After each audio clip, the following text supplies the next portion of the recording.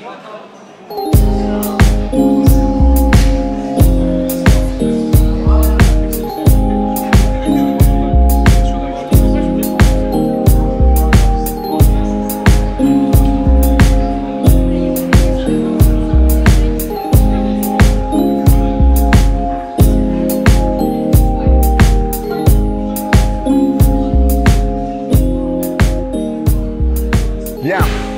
merci. Ok, merci Julien. Merci à toutes et à tous d'être venus ce soir pour une soirée qui, début de soirée on va dire, qui pour moi est très importante.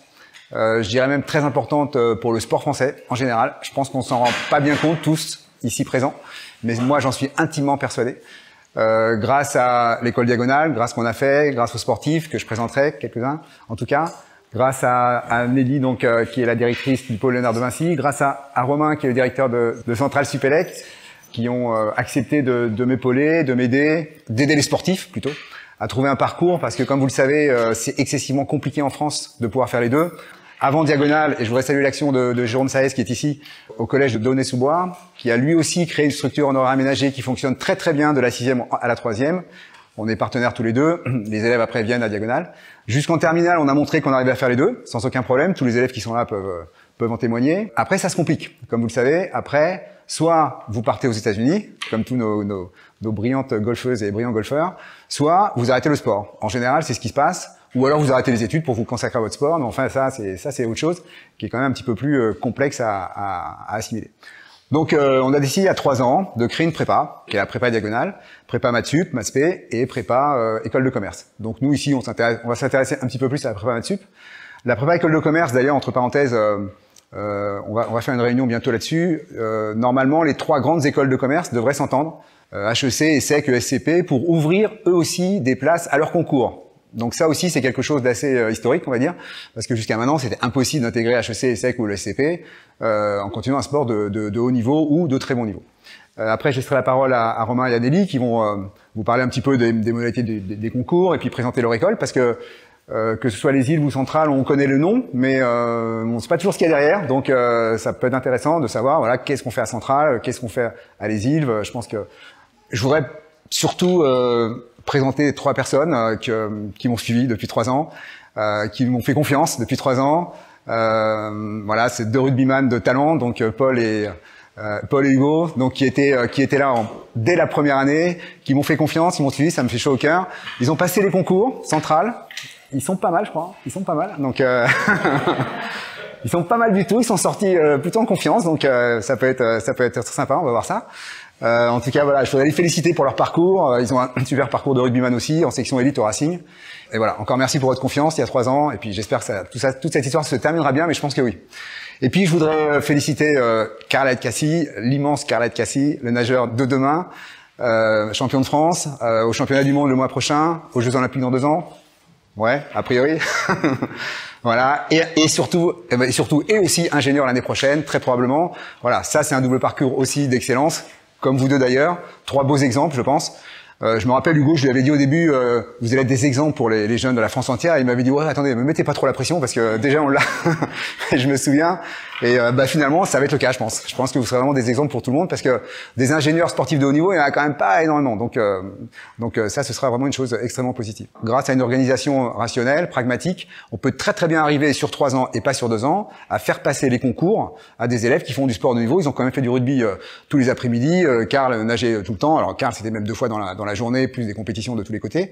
Et ils sont arrivés à avoir un rythme de prépa, avoir un bon niveau en maths, un bon niveau en physique, un bon niveau en SI. Donc déjà, le projet en lui-même, sans les aménagements dont vous parlez Romain et Nelly, déjà le projet en lui-même tient la route. C'est pour ça qu'il y a autant de monde ici pour éventuellement venir dans cette prépa. Donc, comme je vous le disais, la prépa Diagonale, c'est 3 ans au lieu de 2. Peut-être une 4e année, je sais pas, ils sont pas chauds, mais bon. C'est une 4e année. Ils auront des écoles.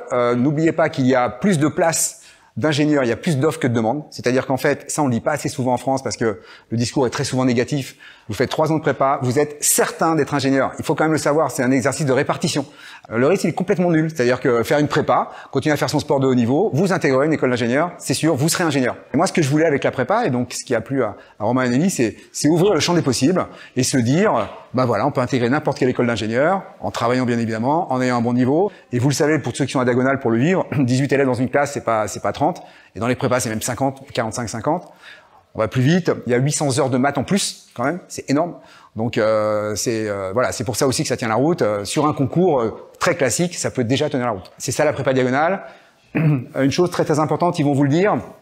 Mais l'enjeu, c'était bien évidemment de continuer le sport quand ils seront en école. Voilà, l'idée, c'est que ce soit à Centrale, soit à Les Ilves. Les Ilves, de toute façon, est déjà complètement outillé pour le faire. L'idée, c'est que aussi, quand vous êtes dans ces écoles-là, vous puissiez continuer le sport à haut niveau. Voilà, c'est tout ça qui va se mettre en place aussi. C'est-à-dire qu'en fait, moi, quand je reçois un élève de seconde maintenant, je suis assez fier de lui dire, mon gars ou ma fille, pendant 9 ans, tu vas pouvoir faire un sport de haut niveau et intégrer une très belle école sans aucune difficulté. 9 ans, 10 ans peut-être, avec une petite année de césure s'il y a des Jeux Olympiques dans le coin. Et ça, c'est quelque chose qu'on ne disait pas en France avant, qui n'existait pas. Et si j'ai une petite fierté, elle est là. Pour repartir du début, alors peut-être je me présente en 2 mots, Romain Soubeyran. Donc moi j'ai passé une douzaine d'années, je suis ingénieur, plutôt dans le sous-sol. J'ai passé une douzaine d'années dans le privé, à m'occuper de sous-sol, des géophysiques essentiellement, dans des fonctions liées à la recherche, au développement, à la technologie. Et puis en partie dans le public, j'ai été notamment donc pendant presque 5 ans directeur de l'école qui est juste de l'autre côté de la rue, l'école des mines de Paris. Et depuis 3 ans et demi, donc je dirige Centrale Supélec. Alors Centrale Supélec, qu'est-ce que c'est ? Comme son nom l'indique, c'est un collage de 2 écoles, historiquement, Centrale Paris et Supélec. Les 2 écoles ont fusionné en 2015. Il y avait différentes raisons, je ne rentrerai pas dans tous les détails, mais essentiellement, Centrale Paris était une école qui était très bien positionnée sur tout ce qui était sciences de l'ingénieur au sens large, mécanique, BTP, etc. Supélec était très bien positionné sur, alors, comme son nom l'indique, l'électricité, l'électronique et de façon générale, le numérique, le digital. Et donc, en réunissant les 2 écoles, on avait une couverture, notamment en termes de recherche, et d'enseignants-chercheurs, une couverture assez complète de tous les savoirs qui sont nécessaires aux ingénieurs. On ne s'est pas cassé la tête sur le nom, on a collé les 2 noms, et on a mis en place un cursus unifié, une promotion unique d'à peu près, de pas loin de 1000 élèves maintenant, dans le cursus ingénieur. Alors on ne fait pas que des ingénieurs, alors on a à peu près 3500 élèves ingénieurs dans l'école, et on a de l'ordre de 500 à 600 masters, alors certains qui sont des masters de recherche, dits de recherche, des masters universitaires, un certain nombre aussi de masters modèle international, payants, chers. Ça fait partie du financement de l'école. Et puis on a également quelque chose comme 500 doctorants dans les laboratoires de recherche. Centrale Supélec a cofondé au 1er janvier 2020 l'Université Paris-Saclay, avec 3 autres écoles.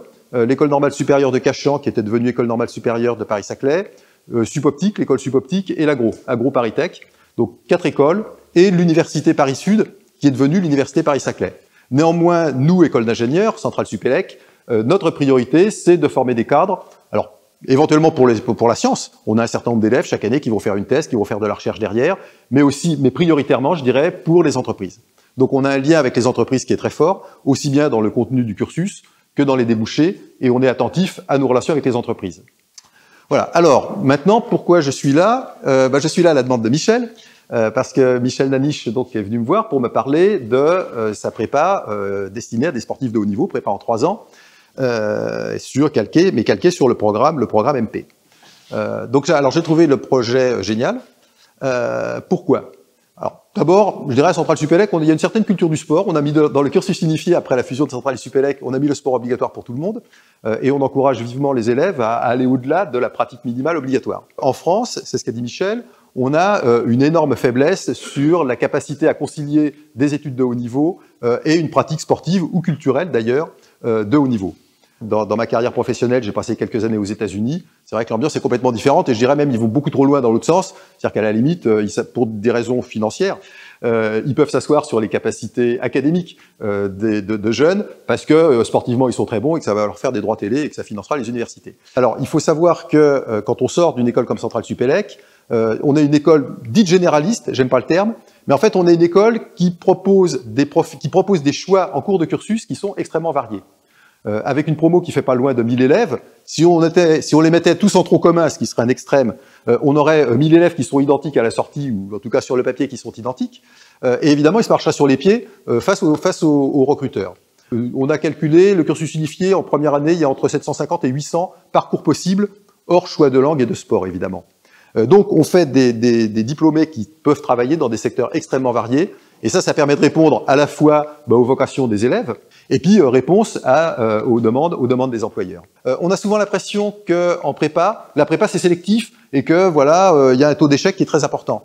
En fait, comme le disait Michel, et ça les statistiques de l'Éducation nationale le montrent, dans les cohortes qui rentrent en prépa, 90 ou plus de 90% des gens qui rentrent en prépa une année, 5 ans après, ils ont un diplôme de niveau master, avec plus 5. Quand on a travaillé correctement en prépa, quand on a le niveau pour rentrer en prépa et qu'on s'est accroché en prépa, on a, comme le disait Michel, on a une école à la sortie. Après, alors on va être en fonction de ses résultats, on aura une école plus ou moins prestigieuse, plus ou moins de haut niveau, mais en tout cas on intégrera une école, et quand on a un diplôme d'ingénieur, il y a une telle pénurie d'ingénieurs en France que de toute façon vous trouvez une place.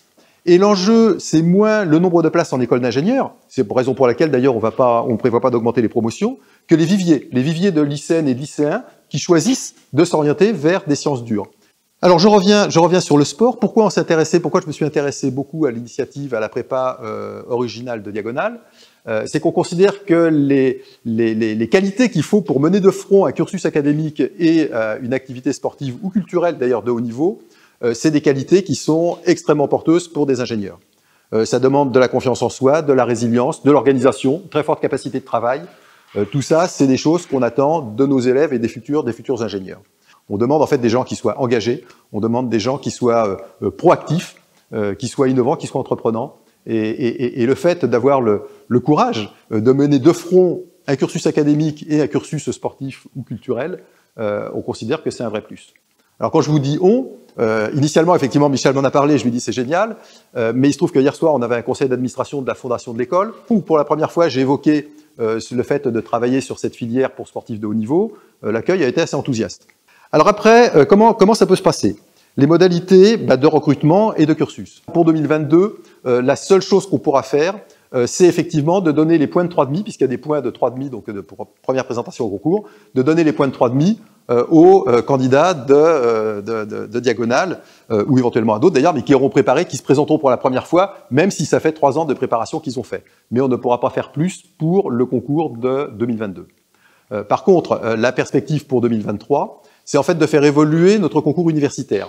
On a un concours qui est plus souple, qui est plus léger aussi, il y a 2 épreuves à l'écrit, 2 épreuves à l'oral, et on a introduit assez récemment un entretien à l'oral. C'est ce que je vous disais, donc un entretien de motivation, un entretien de projet et de personnalité.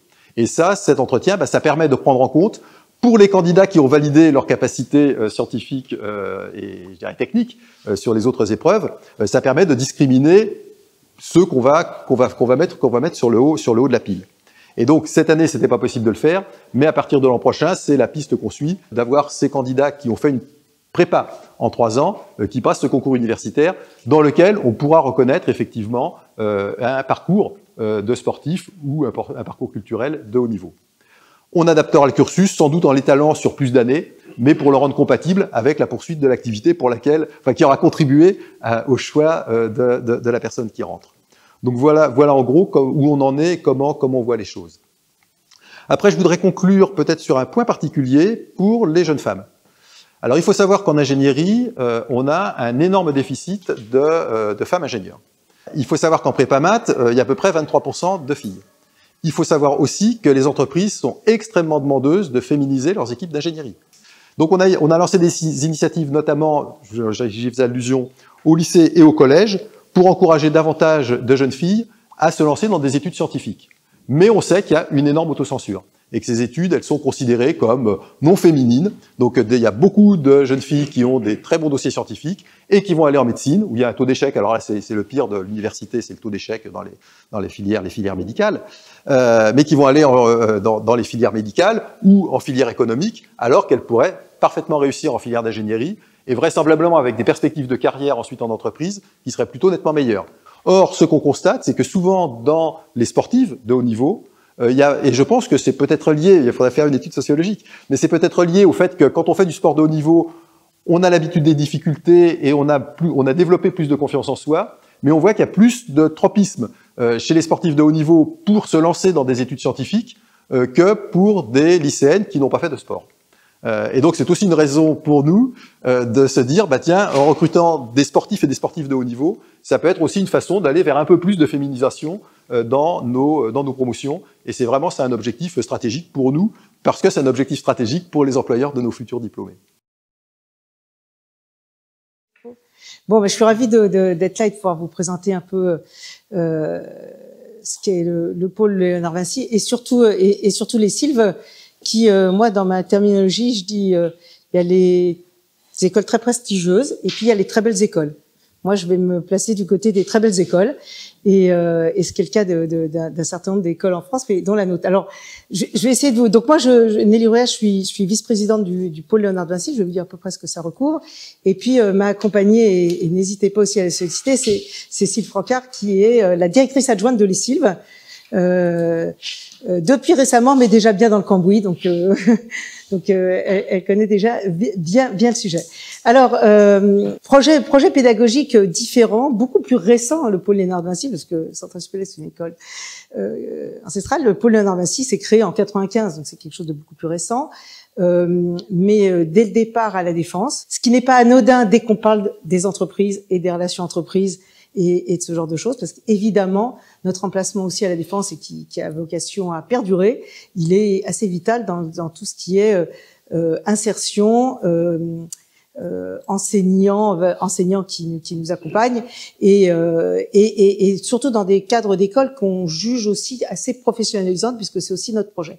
Alors le pôle Léonard Vinci, c'est aujourd'hui environ 8600 étudiants, hein, donc c'est important dans 3 écoles majoritairement, une école d'ingénieurs qui a aujourd'hui près de 3500 étudiants et des promos de 700 étudiants environ en promo de sortie, mais comme particularité qu'il y a une école qui est sur 5 ans, donc dans laquelle on peut rentrer en post-bac et faire ces 5 ans, et on peut rentrer via des admissions même pas parallèles, parce que notre deuxième flux important, c'est le post-prépa, et c'est le recrutement d'élèves de prépa. On en recrute 200 par an, et sur un concours commun aussi, qui s'appelle E3A Polytech. Et donc, l'école d'ingénieurs aujourd'hui est quasiment la plus grosse avec, donc je dis près de 3500 étudiants. Et puis, on a une école de management et qui est grade de master et qui est de la même façon post-bac, mais qui par contre ne recrute pas post-prépa. C'est beaucoup moins courant dans les écoles de management d'avoir le double entrée post-bac, post-prépa, donc c'est vraiment une école post-bac. L'école d'ingénieur, elle a vraiment ces 2 flux majeurs, le bac et la prépa. Et puis, on a une école du digital qui a aussi 2000 étudiants aujourd'hui dans tout le monde du digital, du jeu vidéo, de la 3D, de la création graphique, et d'un certain nombre de choses. Et puis, on fait de la formation continue. À l'époque, c'est créé par Charles Pasqua, qui est président du Conseil général des Hauts-de-Seine, et qui était plutôt en lutte contre l'université française, et qui voulait que les étudiants des Hauts-de-Seine, les jeunes des Hauts-de-Seine, puissent avoir un lieu. Il était contre l'université, donc Nanterre, c'était pas pour lui. Et il voulait un lieu où on puisse avoir une éducation de qualité, mais qui est pas de sélection à l'époque à l'entrée, mais qui est la professionnalisation des grandes écoles à la sortie. Donc c'était ça l'idée, et avec culture pour tous et sport pour tous. Donc ça, c'est pour que vous compreniez un peu et donc comment le sport est arrivé très tôt en fait au pôle, avec déjà des installations sportives dans les lieux, ce qui est très rare dans les établissements, ce qui était assez rare. Donc on a des installations sportives et le sport était obligatoire sur 5 ans et le sport existait partout, et avec très vite des sportifs de haut niveau qui étaient plutôt dans l'école de commerce à l'époque, avec des sportifs de haut niveau et avec une filière vraiment à part entière, et où là aussi ils faisaient les 3 ans en 4 ans. C'était ça le deal, et ensuite ils continuaient les 2 ans, la suite normalement. Mais il y a toujours eu ces sportifs de niveau avec des filières dans l'école de management. Elle s'est jamais créée dans l'école d'ingénieurs, mais on a toujours accueilli des sportifs de haut niveau dans l'école d'ingénieurs, mais on ne les accueille pas à travers une classe dédiée, on les accueille dans les promotions classiques, avec une adaptation et avec un regard particulier. C'est ce qu'on a fait et qu'on continue. Alors, on a en permanence environ une 60aine de sportifs dits de haut niveau. Alors, pris au sens large du terme. C'est-à-dire que je ne suis pas sur la qualification SHL. On est chez nous sur des jeunes qui vont avoir une pratique très intense, des compétitions d'un niveau a priori national et au-dessus, mais on regarde pas. Alors certains sont sur des listes ministérielles, d'autres ne le sont pas. On va accueillir de cette façon-là ceux qui ont une pratique sportive très très intense et pour lequel il y a besoin d'une adaptation et qu'il faut qu'on fasse cette adaptation. Et quand on accueille un sportif de niveau, il y a vraiment collaboration en interne entre l'équipe pédagogique de les Sylves l'équipe sportive chez nous et les équipes sportives externes et les entraîneurs. Et avec cette adaptation.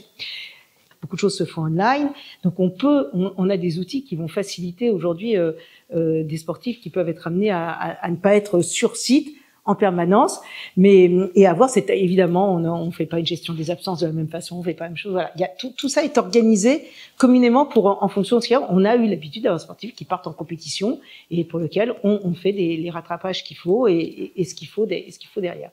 Voilà un petit peu la philosophie au niveau du sport et au niveau et à ce niveau-là. Ben alors les cibles, donc aujourd'hui c'est quoi les cibles? Donc qu'est-ce qu'on y apprend? C'est une école qui se positionne généraliste et numérique. C'est vraiment la façon dont on présente notre école, c'est une école généraliste et numérique. Généraliste pourquoi? Parce que on a des enseignements qui sont dans l'informatique, dans la finance, dans la santé, dans l'énergie. Voilà, quand on a ce spectre-là, on considère qu'on a une forme de généraliste, mais elle va chez nous être toujours faite avec un spectre numérique dans toutes les technologies qu'on est amené à développer.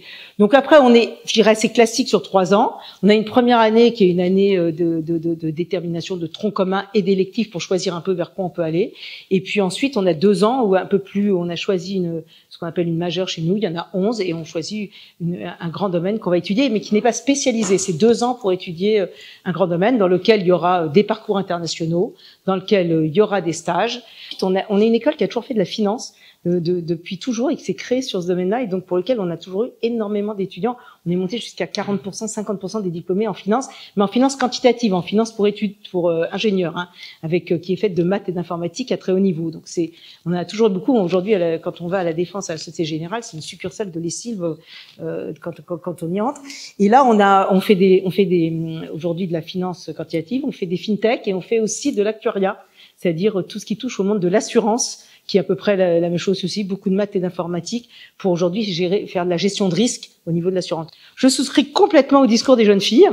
Vous avez une femme ingénieure devant vous, je l'ai été à un temps, je souscris complètement à tout ce qui a été dit. On n'en a pas assez à l'entrée, les entreprises se les arrachent, on nous les demande en stage, on nous les demande partout. Donc là, franchement, n'hésitez pas. Les demandes en ingénieurs en France sont infinies. Si on pouvait produire plus d'ingénieurs, et il faudrait, hein, parce que la réindustrialisation du pays, on aimerait bien pouvoir en avoir plus, filles ou garçons, mais ce qui nous manque, c'est beaucoup les filles. Hein. Si on avait les filles, on aurait un nombre d'ingénieurs beaucoup plus important en France, et ça serait important pour toute l'industrie française, mais au-delà aussi. Le recrutement post-prépa. Donc aujourd'hui, notre recrutement classique post-prépa, c'est le concours 3A Polytech, qui ensuite est sur SCEI avec certaines épreuves communes avec CCINP. Maintenant, on a mis quelques épreuves en commun. Et puis on a toujours eu un recrutement dit parallèle là sur dossier entretien. Alors ce regard à travers sur un parcours et sur un contexte, on a les deux voies et on est vraiment très heureux de pouvoir accueillir et d'avoir ce partenariat aujourd'hui avec Diagonale, parce que cette prépa qui va pouvoir aujourd'hui, les jeunes n'avaient pas ça, c'est-à-dire que soit effectivement ils allaient en filière universitaire et là il n'y a pas beaucoup qui vont au bout. Et puis, mener une prépa classique en étant sportif de haut niveau, ça semble quasiment mission impossible. Alors, je vais rajouter sur les ILF qu'effectivement, Centrale Supélec, tout le monde connaît. Les ILF, c'est une école qui monte, qui fait partie des 10 meilleurs maintenant. Et voilà, vous avez 2 belles écoles en face de vous. Peut-être d'autres viendront après, peut-être, je sais pas, on verra. En tout cas, déjà, vous avez 2 belles écoles en face de vous. Et voilà, moi, je trouve ça très bien de pouvoir offrir à ces sportifs, à vous, sportifs, ces deux belles écoles.